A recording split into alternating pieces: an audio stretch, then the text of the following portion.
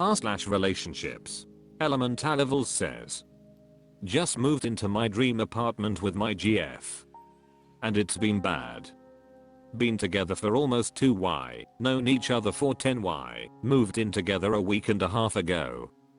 If I 28 male ask a question about what she 28 female is doing without prior specification of intent or some sort of need to know basis, she either shuts me out, dodges the question, or gets upset because it's like I'm demanding a response. X. I glanced at her putting some stuff in our washer and asked her what she was washing. She shut me down with, well, aren't you curious? Her classic way of deflecting the question. I asked, well, isn't this something I kinda deserve to know? Since she was, indeed, loading some of my clothing in the washer as well, and she was outraged that I'd even say that. If I suggest that she/we do something that she already intended to do, even if she hasn't communicated that to me, she gets upset because she feels like I'm making demands to her. X. As I was leaving for work, I asked her what if, since her cousin was coming over and they were planning on going around the neighborhood, she could maybe get the front door key copied, like we've been meaning to do. She wouldn't answer, she just looked at me like I'd insulted her, and after some pretting she said she already planned on doing that and that she had told me, which I didn't recall happening. Tangent. I have been no stranger to a few short-term memory struggles, and when it comes to certain specifics, I need to jot things down or record them somehow so I don't lose the detail. She knows of this, and I have told her how awful it feels for me to realize I've forgotten something. Her way of dealing with it is staying silent and making me jump through hoops to remember stuff, or getting upset when I ask her for help remembering if it's something she's told me. It's not productive. And though I've been working on it, she's no more tolerant or understanding about it, which is why I don't usually suspect that she may be misremembering something, or, God forbid, gaslighting me. Tangent over. She gets upset when I ask her about something she meant to do, whether for herself or regarding me or us. X. 2 months before we moved, she lost her job in a really shitty way, and even 1 month before that, she'd stopped going to therapy to save money. After things settled down, I offered to pay for her therapy in the meantime, because I could more easily budget it, and she said yes, but week after week she doesn't call her therapist and insists the money is better spent on something else, when all of those other somethings are stuff that I have already budgeted for. All of these behaviors are things I've heard her previously complain about when it came to her father, whom she lived with before moving out to live with her ex. When I make suggestions, she hears demands. When I take interest in something, she sees oversight. When I ask her a question, she treats me like an inquisitor. I've communicated those things to her, as well as the disparity between my intentions and her reactions, and despite my attitude being to look at what I'm doing first, and how she reacts second, I genuinely don't understand what I'm doing wrong. I'm trying to be a good partner and share this home in an orderly way, but these things have been so frequent that I've been finding myself barely wanting to interact with her because I'm tired of poking the invisible wasp's nest. This apartment is mine, and the makeover it's been under for the last few months has been under my responsibility and supervision. All of the appliances and furniture were bought by me. All of the accommodations I have made to bring her in, a second desk in the home office, ample closet space, and a dresser in the bedroom, a bedroom layout in which she can wake up with natural light and have all her clothing at her disposal. I didn't have to do any of this, but before this, she had spent the last year and a half in a showbox of an apartment with a shitty electrical infrastructure. Her shower would turn off the breaker after a random amount of time on, almost no natural light, very little space to organize her things, many which were still in boxes. She didn't want to invest time and money developing an apartment she'd planned on leaving. Eventually, all things that tanked her mood and had her depressed and hardly leaving her bed constantly. Her job sucked, She was in debt and little of her salary was left after every bill, so I had to pay for nearly everything we did together, as well as food, Uber trips and care packages, when she was having an episode, bipolar. But now she's in a brand new apartment with a layout that has included her since its inception. She's out of that shitty job and got enough severance money to pay off the rest of her debt. Our appliances are top notch. Our internet is great. And plus she can share the chores she couldn't bring herself to take care of with me. Someone who's perfectly okay with taking care of most things, like dishes, cooking, deep cleaning, shopping, etc. Nothing has changed. Her mood hasn't improved. She remains prickly and confrontational. She barely demonstrates affection unless I ask, and even then it becomes a favor. I'm running out of ideas. We've been together for almost 2 years, living together for a week and a half now. This is my dream apartment, and it took a lot of work, and I can't bear to see it spoiled. Too long. Didn't read. GF moved in with me into my dream apartment and is now shutting me down, treating me like I'm her dad, complaining that I'm being demanding when I'm not asking almost. Salty employee says, your girlfriend is an a-hole. Do you want to live like that the rest of your life? She's not doing her part to take care of herself or the relationship. Maldrite says, my dad asks my mum, and I questions like what are you doing? When we are doing something like loading the dishwasher, or are those potatoes? When we are cutting potatoes. It drives both of us absolutely insane, and to this day I cannot understand why he does it. Massimum says, honestly she sounds hostile, passive aggressive and negative. Maybe it wasn't her bad circumstances, but it's actually her. Sit down and have a hard-hitting conversation that you can't continue like this. You're walking on eggshells around her. Either she gets therapy and figures out a healthier way to deal with normal interactions or she's going to need to move out. Do you have codependency issues perhaps? And for the life of God double up on birth control. Sparkignite says, strangely enough, I'm very much like your girlfriend. I dislike being questioned too much. It comes from a defensive trauma response. You say she communicates effectively, but that may just be for day-to-day. Communication in a relationship needs to be deeper. You have to be able to express why something is making you feel a certain way.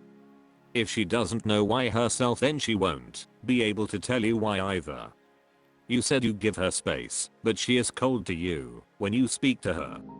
She may be stressed and anxious. Moving is a very stressed event. Try setting some time aside to speak to her in a non-confrontational way, such as when you have dinner, sit together and chat about moving. Talk about your feelings. Ask her if she needs help with anything. A good partner will say, I'm here, what do you need? Before asking why you're doing something, let her open to you so that you can open to her about how you're feeling. Take turns in expressing, in a calm way, feelings and thoughts about everything.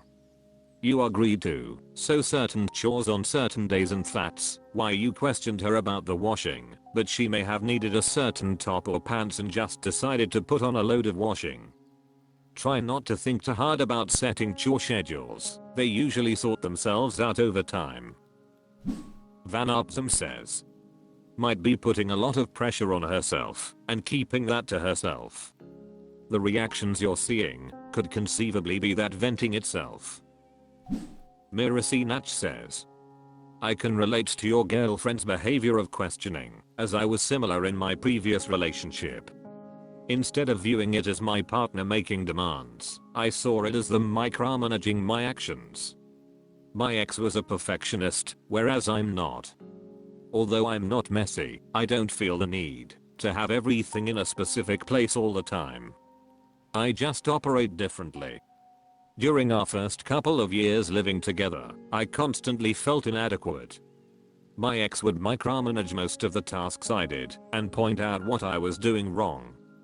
She would watch my actions and mannerisms, often sighing or making comments. Whenever I expressed how this made me feel, she would say there is nothing wrong with educating me in the correct way to do things. This led to bitterness on my part, especially because I consider myself to be very capable and competent. She would even criticize me for things she knew nothing about.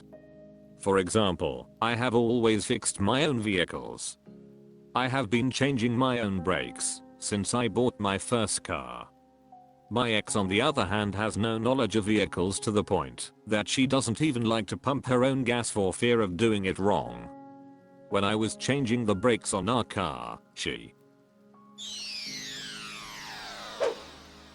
r/relationships.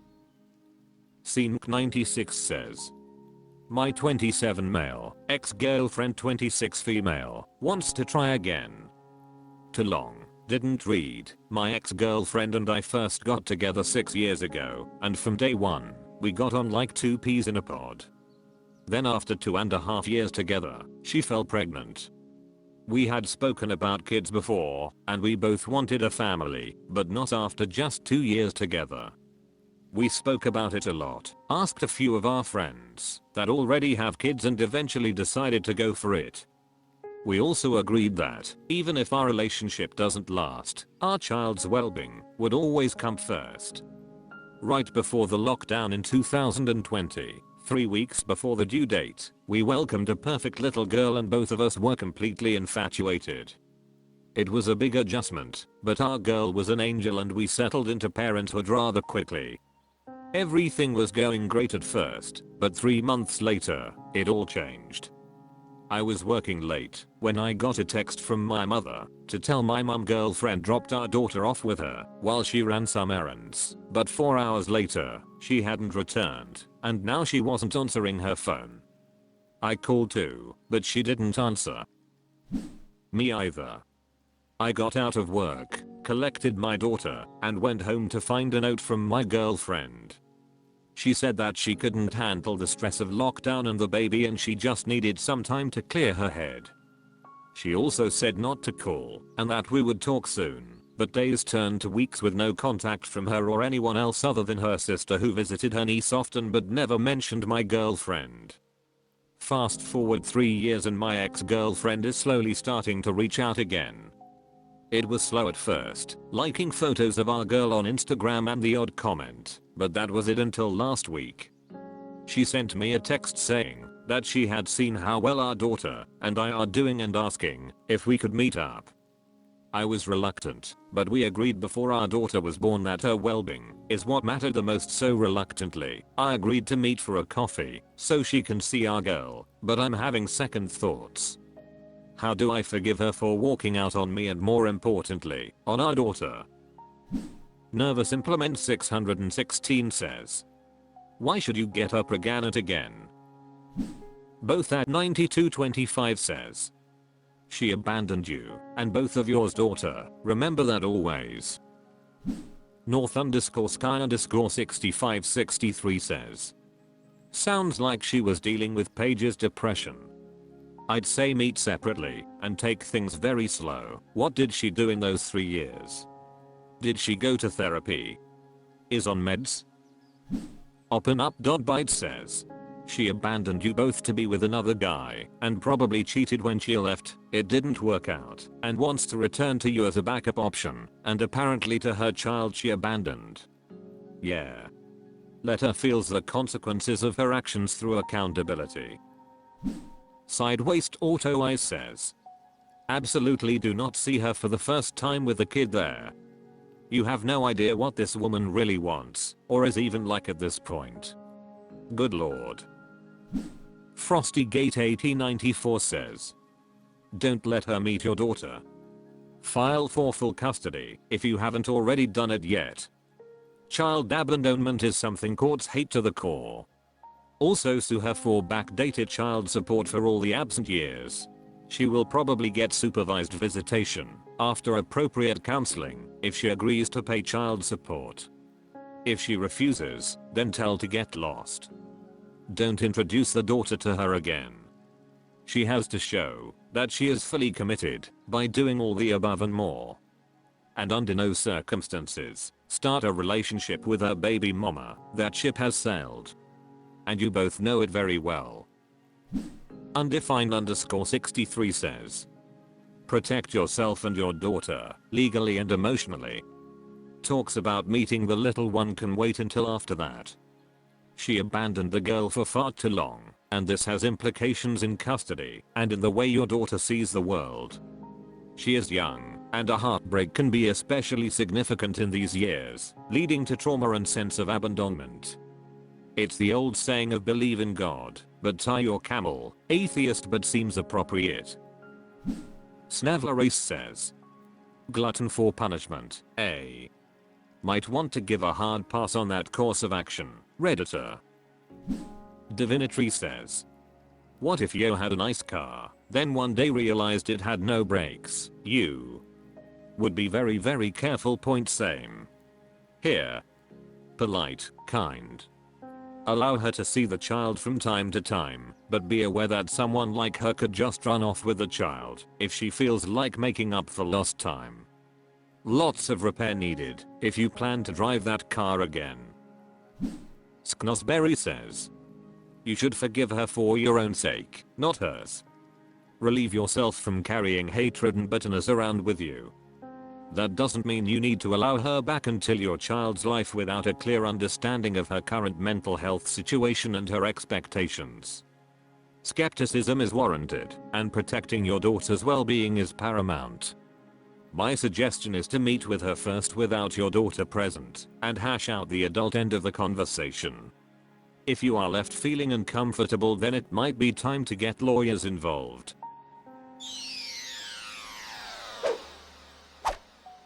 That's all for this video. Thank you for watching. Please subscribe.